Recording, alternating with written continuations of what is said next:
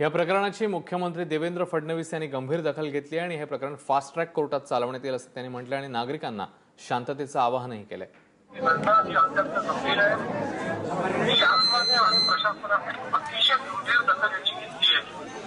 अशा प्रकारची घटना कोणत्याही परिस्थितीमध्ये थांबवून घेतली जाणार नाही। प्रशासनाला अतिशय स्पष्ट आदेश देण्यात आले आहे की याच्यावर कारवाई करावी।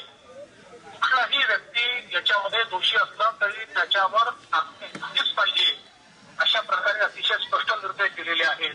मी आपल्याला आश्वासित करू इच्छितो की कोणत्याही परिस्थितीत कुठलीही व्यक्ती असो संस्था असो दोषीवर कारवाई केलीच जाईल आणि अशा प्रकारची घटना पुन्हा घडू नये अशा प्रकारची जबाब तयार व्हावी असं प्रशासनाच्या वतीनं पोलीस विभागाच्या वतीनं हे काम केलं जाईल।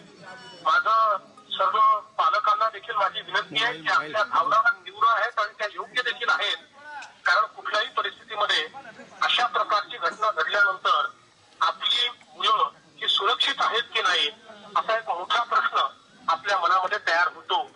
पण मी आपल्याला विश्वास देतो की कुठल्याही परिस्थितीत दोषींना सोडण्यात येणार नाही, कुठली हयगय करण्यात येणार नाही, कुठली गॅस याच्यामध्ये ठेवण्यात येणार नाही। आणि म्हणून मी आपल्याला विनंती करतो की आपल्या भावना तीव्र असल्या तरी त्या सांभाळल्या पाहिजे, शांतता प्रस्थापित केली पाहिजे।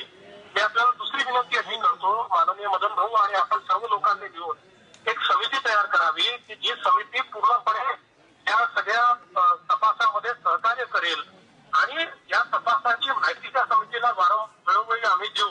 समितीचे काही इनपुट्स असतील तर ते इनपुट्स आम्ही घेऊ आणि अतिशय निष्पक्ष अशा प्रकारचा तपास त्या ठिकाणी करून जे दोषी आहेत त्या दोषींना कुठल्याही परिस्थितीमध्ये त्या ठिकाणी सुटलं जाणार नाही।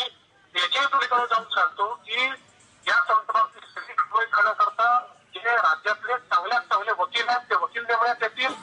या केसा ही फास्ट ट्रॅक कोर्टामध्ये आम्ही नेऊ आणि त्यातनं जे दोषी आहेत त्या दोषींना तात्काळ अतिशय कठोरतम सजा झाली पाहिजे अशा प्रकारचा आपण अशी कारवाई करू।